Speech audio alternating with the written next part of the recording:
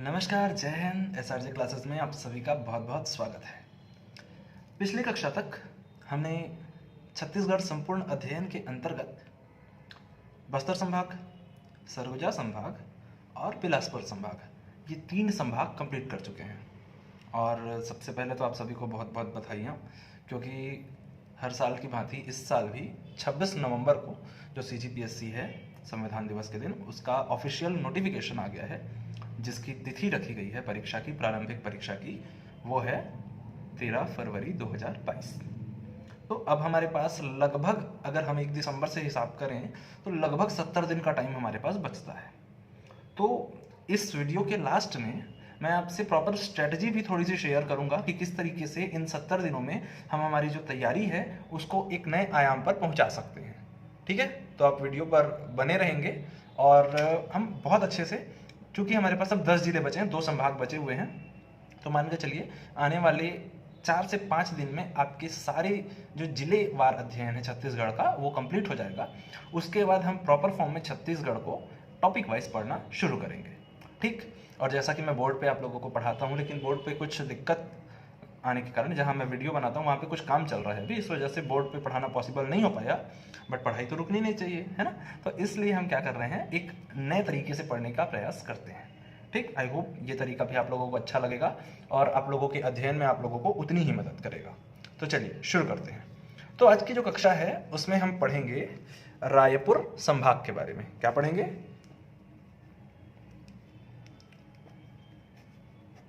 रायपुर संभाग।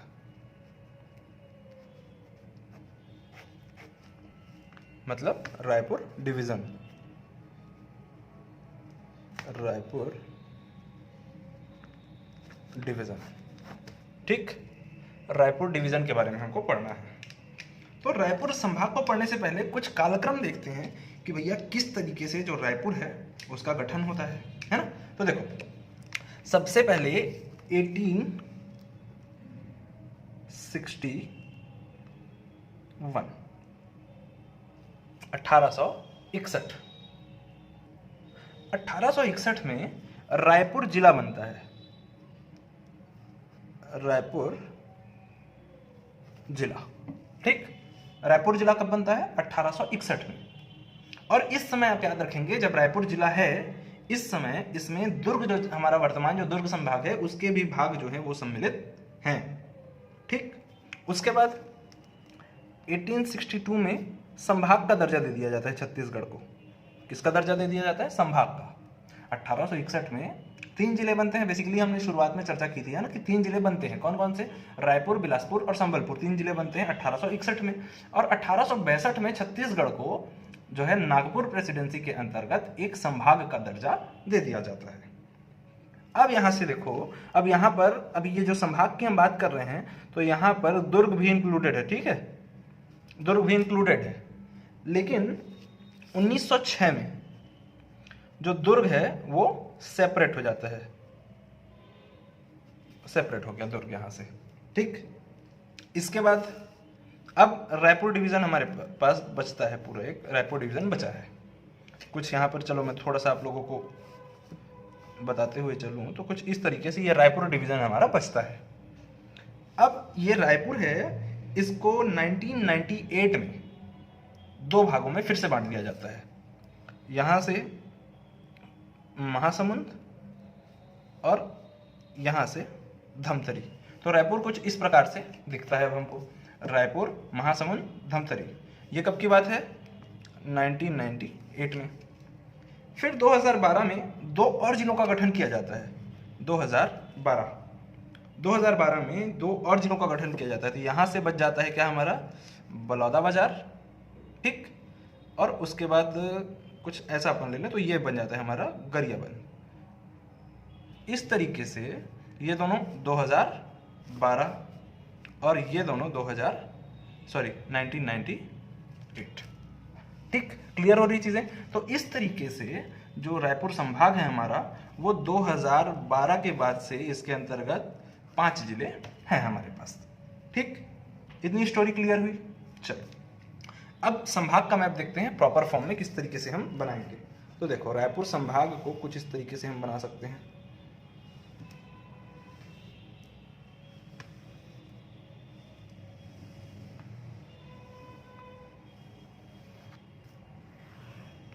कुछ इस तरीके से जो हमारा रायपुर संभाग है वो दिखता है हमको, ठीक है। कुछ इस तरीके से हमको रायपुर संभाग दिखता है। अब इसको जिलों में हम डिवाइड करते हैं, तो देखिए ये बनेगा क्या, बलौदा बाजार, बलौदा बाजार। उसके बाद ये यहां से लगभग टूट के ये बना है हमारा महासमुंद, MSD महासमुंद, ठीक। यही लाइन आती है लगभग यहां तक और इस तरीके से डिवाइड हो जाती है, ठीक। तो ये बन गया हमारा क्या, धमतरी, धमतरी, ये बन गया गरियाबंद और ये बन गया रायपुर, ठीक। इस तरीके से जो रायपुर संभाग है ये 5 अलग अलग जिलों में विभाजित हो जाता है। अब कनेक्टिविटी की बात करते हैं। अब 5 जिले हमने देख लिया, तो इन 5 जिलों को कनेक्ट भी तो करना है हमको। तो देखो पहले ही हमने पढ़ रखा है कि नेशनल हाईवेज जो होते हैं ना वो सारे जिलों से होकर गुजरते हैं। तो कुछ कुछ नेशनल हाईवेज हैं जो इंपॉर्टेंट है यहाँ पे, उनको हमको देखना पड़ेगा, क्योंकि अल्टीमेटली वही जो है वो जिलों को कनेक्ट करते हुए चलेंगे, ठीक है। तो देखो इधर पड़ेगा हमको क्या, दुर्ग, और उसके और पहले आएंगे तो यहाँ पर राजनांदगांव, और उसके बाद इधर आएंगे तो यहाँ महाराष्ट्र लग जाता है, नागपुर वाला एरिया महाराष्ट्र का, ठीक है। तो यहाँ से हमने देखा है कि नागपुर से एक सड़क निकल के आती है जो कि राजनांदगांव, फिर दुर्ग और फिर रायपुर तक आती है। और रायपुर से जो यही सड़क है ये जाती है कहाँ, महासमुंद जिले को क्रॉस करते हुए उड़ीसा चली जाती है, इस तरीके से। तो ये कौन सी सड़क है भाई, तो इसका नाम है नेशनल हाईवे नंबर 53, राष्ट्रीय राजमार्ग क्रमांक 53, ठीक। क्लियर हो रही है इतनी चीजें। चलो अब आगे देखते हैं। दूसरी जो सड़क है हमारी वो बहुत इंपॉर्टेंट है और उसके बारे में हमने पहले भी पढ़ रखा है, और वो इंपॉर्टेंट इसलिए है क्योंकि 636 किलोमीटर के साथ छत्तीसगढ़ में सर्वाधिक लंबी राष्ट्रीय राजमार्ग होने का श्रेय प्राप्त है उसे। वो कहाँ से आती है, तो नीचे सुकमा, आप इमेजिन कीजिए नीचे सुकमा के कोंटा से आ रही है, वो नीचे और जाती है बट वो हमारे काम का नहीं है। छत्तीसगढ़ के लास्ट बॉर्डर कोंटा से ऊपर आती है, ठीक। तो और वो सीधे फिर इधर कांकेर होते हुए आ जाएगी कहाँ, धमतरी, धमतरी से रायपुर, और रायपुर से बलौदाबाजार जिला में एक जगह है सिमगा, ठीक है, वहां तक आएगी ये सड़क कुछ इस प्रकार से। और सिमगा से फिर ये इधर कट जाती है, इधर दुर्ग संभाग में, फिर यहाँ पर बेमेतरा और फिर कवर्धा, और कवर्धा से MP मध्य प्रदेश मंडला जबलपुर वाला रोड, ठीक है। तो ये सड़क कुछ इस तरीके से जाती है। ये कौन सी सड़क है भैया, तो इस सड़क का नाम है नेशनल हाईवे नंबर 30, राष्ट्रीय राजमार्ग क्रमांक 30, ठीक। क्लियर हुई इतनी बात। चलो अब जो है एक सड़क ये रायपुर और धमतरी के बीच हमको एक जगह पड़ती है, कौन सी, अभनपुर। अभनपुर के पास से एक सड़क कटती है इधर नीचे, ठीक है। वो गरियाबंद जिले को क्रॉस करते हुए, गरियाबंद उसके बाद फिर देवभोग को क्रॉस करते हुए उड़ीसा को जाती है, ठीक। ये कौन सी सड़क है, तो ये है यहाँ पे लिख देता हूं मैं, नेशनल हाईवे नंबर 130C, राष्ट्रीय राजमार्ग क्रमांक 130C, ठीक। नेक्स्ट जो हमारी सड़क है वो रायपुर से सीधे बलौदाबाजार को जाती है, बलौदाबाजार, और यहां से फिर ये रायगढ़ जिला शुरू हो जाता है ना, महासमुंद के ऊपर रायगढ़। तो रायगढ़ जिले में जो सारंगगढ़ है वहां तक जाती है ये सड़क, ठीक। और ये जो सड़क है इसका नाम है 130B, national highway number 130B, ठीक। क्लियर हुई इतनी बात। अब देखो यहां पर महासमुंद जिले में एक जगह है सरायपाली, और सरायपाली से सारंगगढ़ को एक सड़क जोड़ती है, नेशनल हाईवे नंबर 153, और सारंगगढ़ से फिर इधर ऊपर जाती है रायगढ़ की ओर, ठीक है। यही सड़क ऊपर रायगढ़ की ओर जाएगी। इतनी चीजें क्लियर हुई। अब देखो ये जो सिमगा है ना बलौदाबाजार जिले में, यहां से ऊपर एक सड़क और जाती है और ये सड़क बिलासपुर को जोड़ती है। ये कौन सी सड़क है, तो ये है नेशनल हाईवे नंबर 130। मतलब रायपुर से निकले आप सिमगा तक के 30 में चल रहे हैं, सिमगा से इधर मुड़ गए तो 30 में जाएंगे, और सीधे गए तो वो हो जाएगा 130, ठीक। अब देखो किस तरीके से जुड़े हुए हैं राष्ट्रीय राजमार्ग देखना। अब यहाँ पे मान लो हम पहुँच जाते हैं कहाँ, बिलासपुर, ये बिलासपुर पहुँच गए और इधर हम पहुँच गए रायगढ़। तो बिलासपुर और रायगढ़ को जोड़ने वाली जो सड़क है उसका नाम है नेशनल हाईवे नंबर 49, ये हमने पढ़ रखा है पहले ही, ठीक है ना। तो इस तरीके से देखिए किस तरीके से सड़कों का जाल हमारे छत्तीसगढ़ में बिछा हुआ है। तो ये कुछ इंपॉर्टेंट चीज़ें थी। अब देखो इसको याद कैसे रखें भैया, तो देखो 53 याद हो गया अपने को। अब 53 से जो सड़क निकल रही है वो होगी 153। उसके बाद ये नेशनल हाईवे नंबर 30 है, तो 30 से जितनी भी सड़कें रहेंगी वो कहीं ना कहीं 30 के फॉर्म में रहेंगी। तो देखिए 130C, 130B और 130, ठीक, रिलेट कर पा रहे हैं आप। तो इस तरीके से जो है छत्तीसगढ़ में हमारे जो रायपुर संभाग है उसमें सड़कों का जाल बिछा हुआ है, ठीक, क्लियर हुई यहाँ तक की बातें।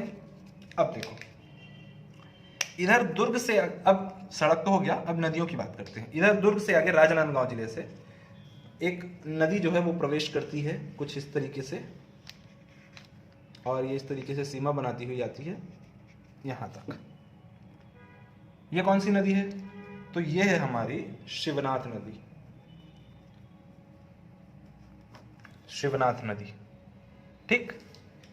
इधर रायपुर और दुर्ग के बीच सीमा बनाती हुई एक और नदी आती है फिर यहाँ पर, उसका क्या नाम है, तो वो है हमारी खारून नदी। कौन सी नदी, खारून नदी। कुछ इस तरीके से आप बॉर्डर में प्लॉट कर सकते हैं उसको। ये कौन सी नदी है, तो ये है खारून, खारून, खारून नदी है ये, ठीक। देखो अब उसके बाद ये जो धमतरी है, यहाँ पर सिहावा पर्वत है, यहाँ से एक नदी निकलेगी और थोड़ा सा नीचे जाएगी कांकेर में, फिर वापस मुड़ करके इस तरीके से वो फिर सीमा बनाती हुई आती है और ये बलौदाबाजार जिले के पास मिल जाती है किससे, शिवनाथ से।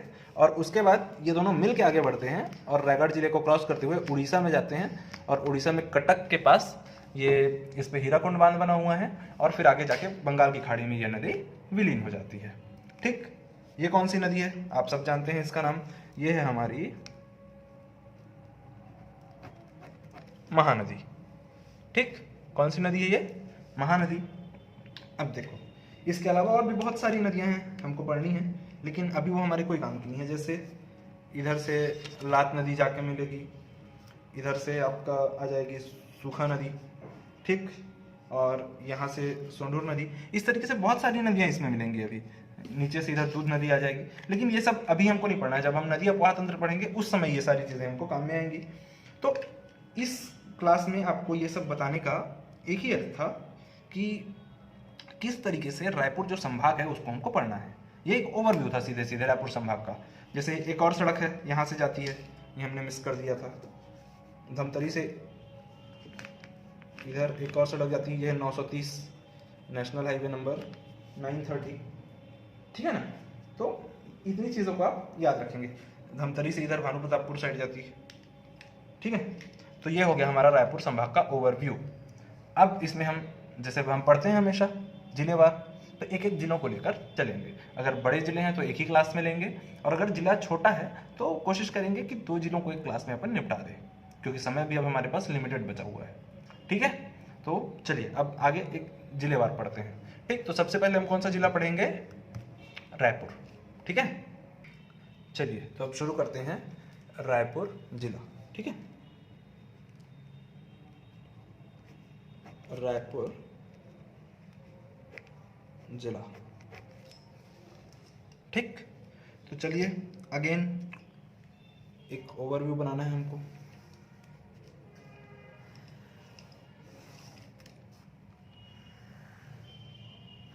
कुछ इस तरीके से जो हमारा रायपुर है वो दिखता है, हालांकि ऐसा नहीं दिखता लेकिन हम दिखा लेते हैं ऐसा, ठीक है। अब यहाँ पे आप लिख लीजिए, ये है हमारा रायपुर जिला मुख्यालय, रायपुर शहर है यहाँ पर, और ये पूरा रायपुर जिले का एरिया हो गया, ठीक है। चलो आगे बात करते हैं। तो जैसे हमने सड़कों की बात की थी यहाँ पे, तो दुर्ग से इधर से एक सड़क आ रही है रायपुर में, ठीक, और यही सड़क फिर आगे जा रही है महासमुंद जिले की ओर। कौन सी सड़क है बताने की आवश्यकता तो नहीं होनी चाहिए, अभी बताया है मैंने, ये है नेशनल हाईवे नंबर 53। ये कहाँ से आ रही है? दुर्ग से। इसके पहले राजनांदगांव महाराष्ट्र। ठीक, ये आ रही है कहाँ से? दुर्ग से। कौन सी सड़क? National highway number 53। क्लियर हुई इतनी बातें? चलो आगे। एक जो सड़क है वो नीचे से आ रही है, धमतरी साइड से, यहाँ से, यहाँ पे धमतरी आप लिख लीजिए। यहाँ से एक जो सड़क है वो आ रही है, और ये जा रही है कहाँ तक? बलौदाबाजार जिले में सिमगा तक। ये कौन सी सड़क है? तो ये है नेशनल हाईवे नंबर 30। ठीक, NH 30। यहाँ पर आपको पड़ेगा अभनपुर, यहाँ पर अभनपुर। यहाँ से एक सड़क जो है वो जाएगी इधर गरियाबंद जिला। ये कौन सी सड़क है? तो ये है 130C, national highway number 130C। यहीं रायपुर से इधर सीधे बलौदाबाजार को रोड जाएगी एक, ये बलौदा बाजार को। और ये कौन सी सड़क है? फिर ये आगे निकल जाती है ऐसे। ये कौन सी सड़क है? तो ये है 130B, 130B। ठीक, तो इतनी नेशनल हाईवेज हमको ध्यान में रखना है रायपुर जिले के अंतर्गत। चलो अब जगहों की बात करते हैं। तो देखो, सबसे पहले आप दुर्ग से जब आते हैं रायपुर में तो आपको सबसे पहले क्या पड़ेगा? तो यहाँ पे आपको पड़ता है क्या? टाटीबंध चौक, रायपुर का टाटीबंध चौक। उसके बाद आप रायपुर शहर में एंटर करते हैं। फिर रायपुर से आगे जाएंगे तो आपको पड़ेगा क्या? मंदिर हसौद, मंदिर हसौद। और फिर इसी रोड में आप जाएंगे तो आपको पड़ेगा आरंग। आरंग से आगे जाएंगे तो फिर महासमुंद जिला शुरू हो जाएगा। यहाँ पर घोड़ारी पड़ेगा अपने को महासमुंद जिले में, लेकिन उसको हम आगे पढ़ेंगे। तो अभी इस रोड में आपको दो जगह याद रखनी है, एक मंदिर हसौद और एक आरंग। उसके बाद 30 में देखते हैं। तो 30 में आप यहाँ से निकले धमतरी से, आगे ऊपर गए आप तो आपको पड़ेगा यहाँ पर अभनपुर। अभनपुर से फिर रायपुर। ठीक, इस वाले रोड में देखते हैं 130C में। तो आपको एक ही जगह याद रखना है यहाँ पर GNP, ग्रॉस नेशनल प्रोडक्ट नहीं है ये है गोबरानामा पारा। ठीक, गोबरानामा पारा। ओके, और देखो ये गोबरानामा पारा और आरंग को एक रोड कनेक्ट करती है यहाँ से। ठीक, और इसी के बीच का ये जो मतलब रायपुर, आरंग, गोबरानामा पारा और अभनपुर, इन्हीं के बीच का ये जो एरिया है ना, इसको डेवलप किया गया है नया रायपुर या अटल नगर के रूप में। ठीक, नया रायपुर या फिर अटल नगर किसको कहा जाता है? तो इसी को कहा जाता है। क्लियर हो रही है चीजें? चलो यहाँ पर रिंग रोड की बात करते हैं। तो देखो ये टाटीबंध से लेके ये जो नेशनल हाईवे नंबर 53 है यहाँ तक के लिए एक रिंग रोड बनी हुई है। ये है रिंग रोड नंबर 1, R1 कह देते हैं हम इसको। सेकंड जो है वो कनेक्ट करती है इधर को, इस तरीके से कनेक्ट करती है। सेकंड जो रोड है ये है, और थर्ड जो रोड है वो टाटीबंध से इधर, वो भनपुरी वाली रोड, टाटीबंध से भनपुरी वाली, तो इसको कह देते हैं हम R2, इसको कह देते हैं हम R3। तो इस तरीके से देखिए रायपुर के चारों तरफ एक रिंग के शेप में ये रोड बना हुआ है, इसीलिए इनको रिंग रोड कहा जाता है। Ring road number 1, ring road number 2, ring road number 3। ठीक, बहुत ज़्यादा कुछ तो है नहीं रायपुर में, ऐसी बात नहीं है, बहुत सारी चीज़ें हैं। ठीक है, देखो अब यहाँ रायपुर से एक रेलवे लाइन भी निकलती है बिलासपुर के लिए यार, इस तरीके से ये रेलवे लाइन आप याद रखेंगे। ठीक, इसी के पैरेलल निकलती है रेलवे लाइन, ये आपको ध्यान में रखना है। तो ये ऑलमोस्ट जितनी जगहों की हमको ज़रूरत पड़ेगी वो हमको यहाँ पर मिल गई है। और कुछ एक्स्ट्रा जैसे देखना है तो देखो यहाँ पर आप मान के चलिए कैपिटल वाला एरिया है जहाँ पर महानदी भवन और इंद्रावती भवन है, कैपिटल कॉम्प्लेक्स, वो वाला एरिया हो गया। उसके बाद फिर यहाँ पे देखेंगे तो आपको पड़ेगा जंगल सफारी, नाम नहीं लिख रहा हूँ ना, आप ध्यान में रखेंगे। ठीक, तो इस तरीके से ये रास्तों की और थोड़ी सी अगर बात करें तो देखिए नया रायपुर में मान लो आपको कैपिटल कॉम्प्लेक्स जाना है या नया रायपुर जाना है तो उसके लिए रास्ते कौन कौन से हैं? तो एक तो आप सीधे चल दिए मंदिर हसौद, और मंदिर हसौद से सीधे इधर आ गए नया रायपुर, एक रोड ये हो गया। एक रोड आप रायपुर से सीधे आ सकते हैं वीआईपी रोड के थ्रू, है ना, माना पड़ता है यहीं पर, माना से क्रॉस करके आप इधर आएंगे, तो ये दूसरा रोड हो गया। तीसरा, अभनपुर के थोड़ा सा पहले आप इधर से जा सकते हैं, सॉरी माना यहाँ पड़ेगा आपको, है ना, ये तो सीधे वीआईपी रोड वाला आ गया, ये इस तरीके से। तो ये बहुत सारे रोड हैं जिनसे आप जा सकते हैं, कहाँ, रायपुर से नया रायपुर। ओके, क्लियर हो रही है चीज़ें। देखो अब ये जो रायपुर का ये जो सराउंडिंग एरिया है ना, इतना एरिया, ये पूरा एरिया ये रायपुर के सराउंड में है, तो इतने एरिया में आपको कुछ जगहें याद रखनी है, उनको प्रॉपर प्लॉट नहीं करना है आपको, वो जगह पूरा हौच पौच हो जाएगा, है ना, बस आपको उनका नाम याद रखना है, उनके फीचर्स याद रखने हैं। तो कौन कौन सी जगह हैं, तो देखो सबसे पहले आपको याद रखना है, फर्स्ट नंबर में आपको याद रखना है क्या, रावत भाटा।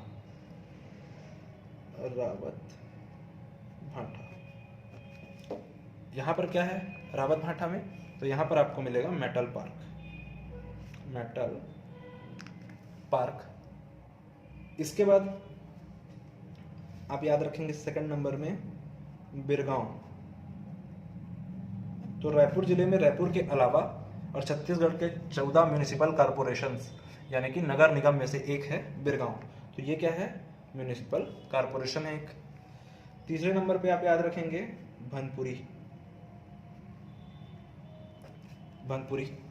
तो भनपुरी में आपको मिलेगा क्या, एप्रिल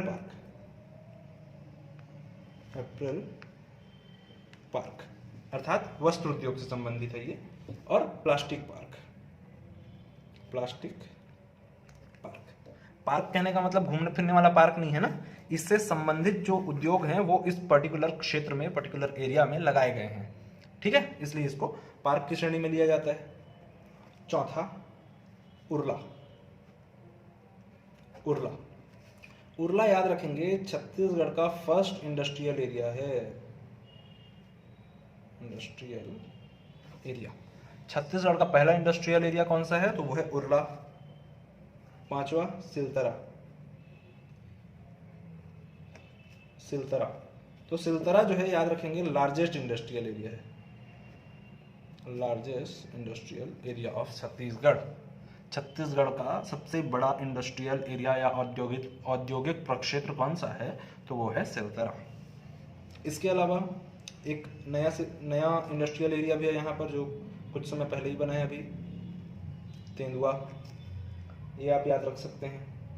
इसके बाद फिर इधर रोड में अगर आप आगे बढ़ गए तो यहाँ पर आपको पड़ेगा धरसीवा, कॉन्स्टिट्यूएंसी है, याद रखेंगे धरसीवा भी एक विधानसभा क्षेत्र है। इस तरीके से ये सब जगह हैं, तो इतनी चीज़ों को आपको याद रखना है ना, क्योंकि ये बहुत इंपॉर्टेंट चीज़ें पूछता है जनरली एग्जाम में। तो रावत भाटा metal park, Birgaon municipal corporation, उसके बाद भनपुरी अप्रैल पार्क और प्लास्टिक पार्क, उसके बाद Urla industrial area, first industrial area Urla, ठीक है। सिलतरा लार्जेस्ट इंडस्ट्रियल एरिया है। इसके बाद तेंदुआ एक नया इंडस्ट्रियल एरिया बना है, ठीक। इतनी बातें क्लियर हुई। चलो अब अपन रेलवे रूट पे चलते हैं। तो रेलवे रूट में आपको सबसे पहले पड़ेगा यहाँ पर ये वाला एरिया, यहाँ लिख रहा हूँ मैं, वो पड़ेगा आपको WRS, ठीक, वैगन रिपेयरिंग वर्कशॉप, WRS। तो यहाँ पर क्या होता है, तो यहाँ पर जो रेल की बोगियाँ होती है ना, उनका मरम्मत किया जाता है, ठीक है। WRS, आप कभी रायपुर से बिलासपुर गए होंगे, तो यहाँ पर ट्रेन रुकती भी है WRS करके, ठीक।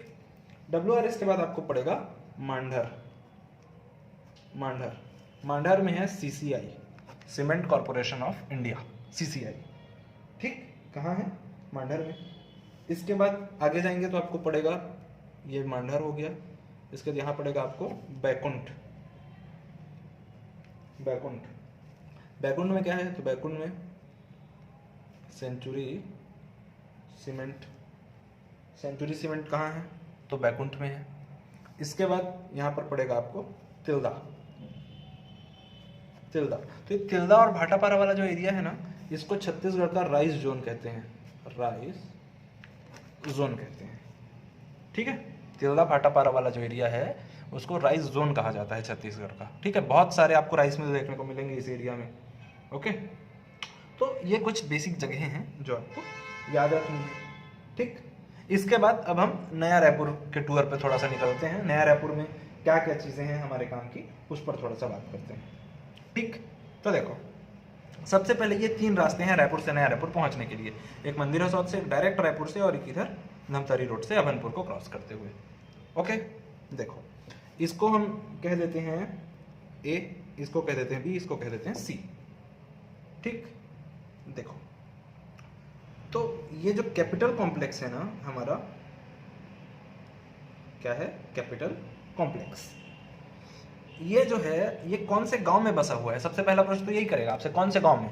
तो देखिए राखी प्लस कुठेरा भाटा, कुठेरा भाटा, ये दोनों गांव को मिला के बसाया गया है क्या आपका ये कैपिटल कॉम्प्लेक्स वाला पूरा एरिया। ठीक है, अब देखो ए को अब आप यहां पर ले लीजिए, ए से परसदा, अरे यार लिखने में क्या मिस्टेक हो रहा है, परसदा। बी को आप मान के चलिए माना, और सी को आप मान के चलिए ऊपरवारा, ऊपरवारा। ठीक, चलिए थोड़ा सा नीचे लिख दिया हूं क्या मैं, एक मिनट, इसको थोड़ा सा हम ऊपर कर लेते हैं, रुकिएगा। इस तरीके देखिए, परसदा, माना और ऊपरवारा। ठीक, तो परसदा में आपको पड़ेगा Shaheed Veer Narayan Singh international cricket stadium. Shaheed Veer Narayan Singh international cricket stadium कहाँ पड़ेगा? तो वो आपको पड़ेगा परसदा में। ठीक, कई बार प्रश्न करता है आपसे कि इसको बनाया किसने था। वैसे तो 11 सितंबर 2008 को इसका शुभारंभ हुआ था, उद्घाटन हुआ था, लेकिन इसको बनाया किसने था? तो आप याद रखेंगे नागार्जुन कंस्ट्रक्शन कंपनी। कहाँ की थी ये थी हैदराबाद की। हैदराबाद की नागार्जुन कंस्ट्रक्शन कंपनी ने इसको बनाया था। किसको? शहीद वीर नारायण सिंह अंतर्राष्ट्रीय क्रिकेट स्टेडियम परसदा। इसके बाद इस रास्ते से जाएंगे तो आपको यहाँ पर पड़ेगा माना। तो माना में क्या है? तो माना में है Swami Vivekananda international airport. Swami Vivekananda airport कहाँ पड़ेगा आपको? माना में। इसके बाद तीसरे रास्ते से अगर आप जाते हैं तो आपको पड़ेगा यहाँ पर ऊपरवारा। ऊपरवारा में क्या है? तो ऊपरवारा में है पुरखौती मुक्तांगन। क्या है? पुरखौती मुक्तांगन। इसके बाद ये है हमारा जंगल सफारी। क्या है? जंगल सफारी। तो देखो ये जो जंगल सफारी है ना, ये कहाँ बना हुआ है? तो ये बना हुआ है मंडवा नाम के ग्राम में। कहाँ? मंडवा नाम के ग्राम में। इसका एरिया है 203 स्क्वायर किलोमीटर। 203 वर्ग किलोमीटर के एरिया में ये फैला हुआ है। ठीक, 2012 में इसको बनाना शुरू किया गया था और 2016 नवंबर में इसका शुभारंभ किया गया।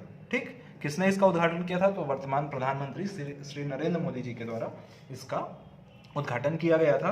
और याद रखेंगे एशिया की सबसे बड़ी मानव निर्मित जंगल सफारी कौन सी है? तो जंगल सफारी नया रायपुर अटल नगर। 203 स्क्वायर किलोमीटर इसका एरिया है। 2012 में बनाना शुरू किया गया था और नवंबर 2016 के आसपास ये काम करना शुरू किया। ठीक, क्लियर हुई इतनी बातें? चलो अब आगे देखें। तो नया रायपुर में और चीजें जैसे आपको देखनी है तो आप ट्रिपल आईटी देख सकते हैं। ट्रिपल आईटी है नया रायपुर में। इसके अलावा यहाँ पर वैसे तो प्राइवेट में बहुत सारी यूनिवर्सिटी, मैथ्स है, कलिंगा है, वो सब काम करनी है आपके। ट्रिपल आईटी आप याद रखेंगे। ठीक है, ट्रिपल आईटी यहाँ पर है। क्या होता है ट्रिपल आईटी का मतलब?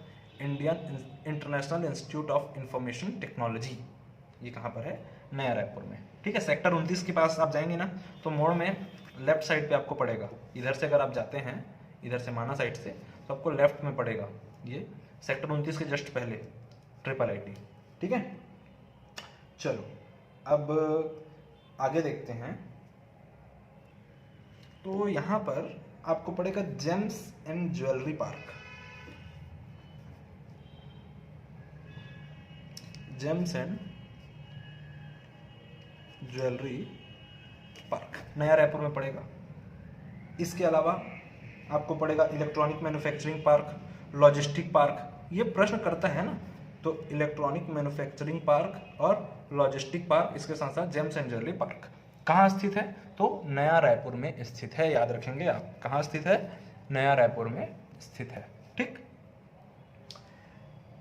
इसके अलावा देखिए तो ये जो जेम्स एंड ज्वेलरी पार्क वाला जो एरिया है ना, इसको एज अ सेज डेवलप किया गया है। सेज, स्पेशल इकोनॉमिक जोन कहा जाता है इसको। ठीक है, तो एज अ सेज इसको क्या किया गया है? डेवलप किया गया है। किसको?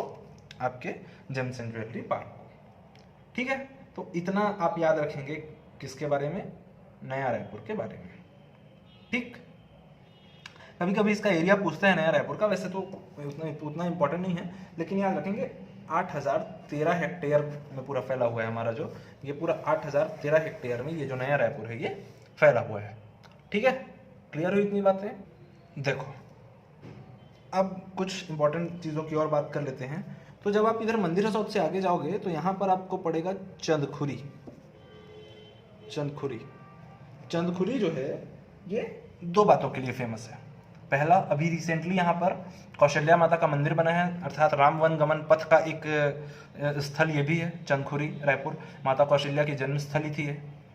इसके अलावा राज्य पुलिस अकादमी या स्टेट पुलिस ट्रेनिंग एकेडमी जो है वो कहाँ पर है? तो वो भी चंदखुरी रायपुर में स्थित है। मैं लिख नहीं रहा हूँ, है ना, जगह की थोड़ी सी कमी है, लेकिन आप याद रखेंगे स्टेट पुलिस ट्रेनिंग एकेडमी और कौशल्या माता का मंदिर चंदखुरी में। इसके अलावा इधर आप आएंगे तो अभनपुर से पहले आपको ना यहाँ पर पड़ेगा निमोरा। माना तो उस रोड में पड़ेगा निमोरा।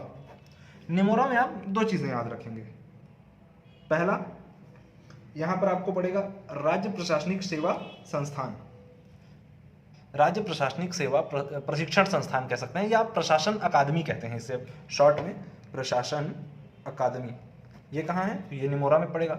इसके अलावा ठाकुर प्यारेलाल पंचायत एवं ग्रामीण विकास संस्थान, निमोरा में आपको दो चीजें याद रखनी है। जैसे चंदखुरी में दो चीजें याद रखिए, अब निमोरा में दो चीजें आप याद रखिए। कौन सी? पहली प्रशासन अकादमी निमोरा, और दूसरी ठाकुर प्यारेलाल सिंह पंचायत एवं ग्रामीण विकास संस्थान। ठीक, ठाकुर प्यारेलाल सिंह पंचायत एवं ग्रामीण विकास संस्थान निमोरा। क्लियर हो रही है बातें? तो ये दो चीजें आप यहां पर याद रखेंगे। इसके अलावा माना में आप याद रखेंगे पीटीएस, पुलिस ट्रेनिंग सेंटर, माना कैंप भी कहते हैं इसको। ठीक है, तो पीटीएस आप याद रखेंगे। इतनी चीजें क्लियर हुई। चंदखुरी में दो चीजें, निमोरा में दो चीजें, और एक चीज माना में। यहाँ पर कौशल्या माता का मंदिर और जो राज्य पुलिस प्रशिक्षण संस्थान है वो, और निमोरा में एक तो पंचायत एवं ग्रामीण विकास संस्थान और प्रशासन अकादमी। क्लियर? चलो अब बात करते हैं रायपुर शहर की। ठीक है, रायपुर शहर की बात करते हैं। तो देखिए सबसे पहले तो आप याद रखेंगे कि जो कलचुरी शासक थे रामचंद्र देव, उनके द्वारा रायपुर शहर को बसाया गया।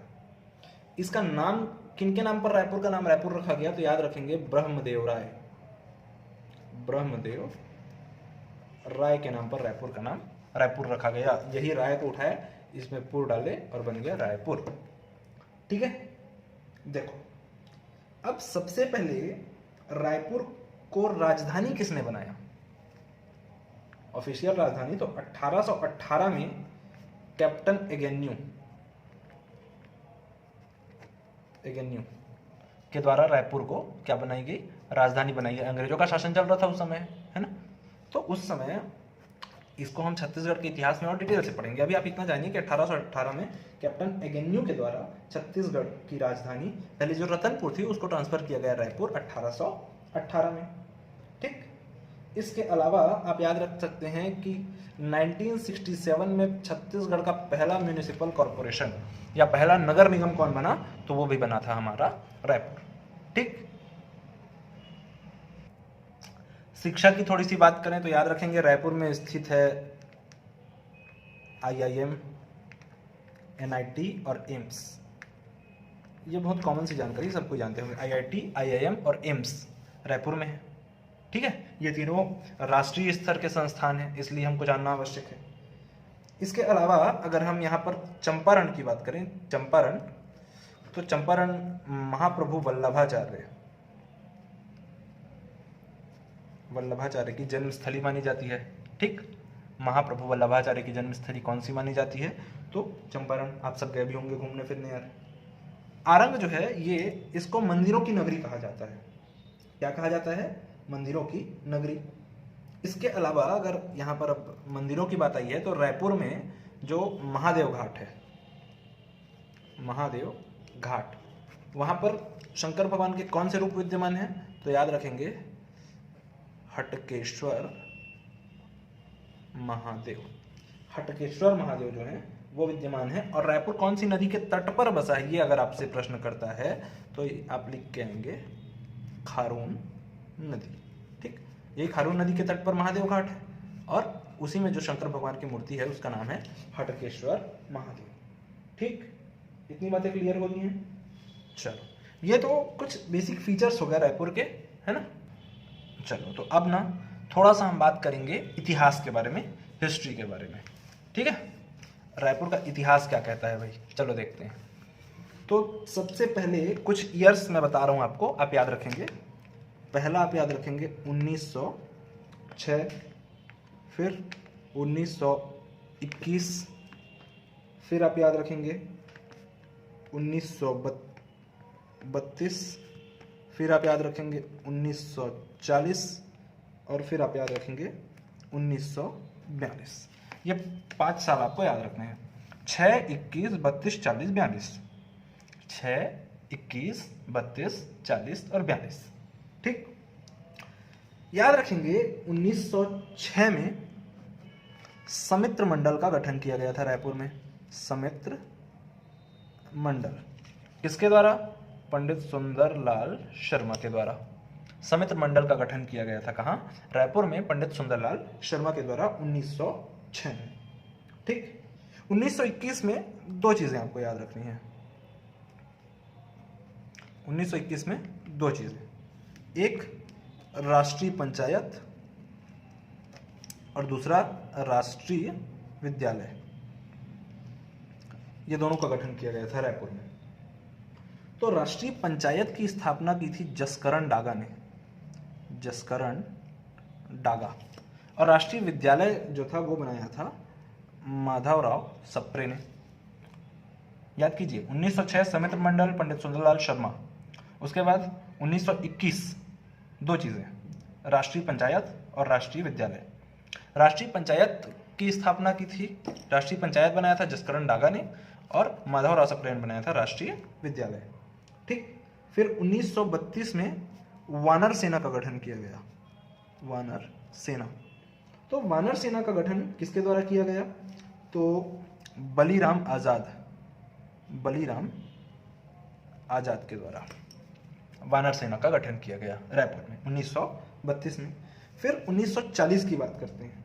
तो 1940 में व्यक्तिगत सत्याग्रह हुआ था, आपको याद होगा भारतीय इतिहास में, है ना, व्यक्तिगत सत्याग्रह। तो व्यक्तिगत सत्याग्रह में रायपुर से, मतलब हमारे छत्तीसगढ़ से पहले सत्याग्रही कौन थे ये पूछता है आपसे। तो पंडित रविशंकर शुक्ल, पंडित रविशंकर शुक्ल जो है ये पहले सत्याग्रही थे व्यक्तिगत सत्याग्रह के हमारे रायपुर से।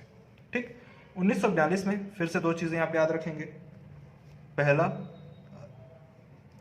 रायपुर षड्यंत्र केस और दूसरा आप याद रखेंगे रायपुर डायनामाइट कांड। रायपुर षड्यंत्र केस और रायपुर डायनामाइट कांड। ठीक, तो रायपुर षड्यंत्र केस में अगेन आप लोगों को दो लोगों का नाम याद रखना है, परसराम सोनी और क्रांति कुमार भारती। ठीक, और रायपुर डायनामाइट कांड में आप याद रखेंगे बिलख नारायण अग्रवाल, बिलख नारायण अग्रवाल। ठीक, चलिए अब इसको याद करते हैं। 1906 में पंडित सुंदरलाल शर्मा के द्वारा रायपुर में समित्र मंडल का गठन किया गया। 1921 में राष्ट्रीय पंचायत और राष्ट्रीय विद्यालय की स्थापना हुई। राष्ट्रीय पंचायत की स्थापना की थी जसकरण डागा ने, जबकि राष्ट्रीय विद्यालय की स्थापना की थी माधवराव सप्रे ने। 1932 में वानर सेना का गठन किया गया बलीराम आजाद के द्वारा रायपुर से। 1940 में व्यक्तिगत सत्याग्रह के अंतर्गत छत्तीसगढ़ के पहले व्यक्तिगत सत्याग्रही बने थे पंडित सुंदरलाल शर्मा, और उसके बाद 1942 में फिर से 2 घटनाएं, रायपुर षड्यंत्र केस और रायपुर डायनामाइट कांड।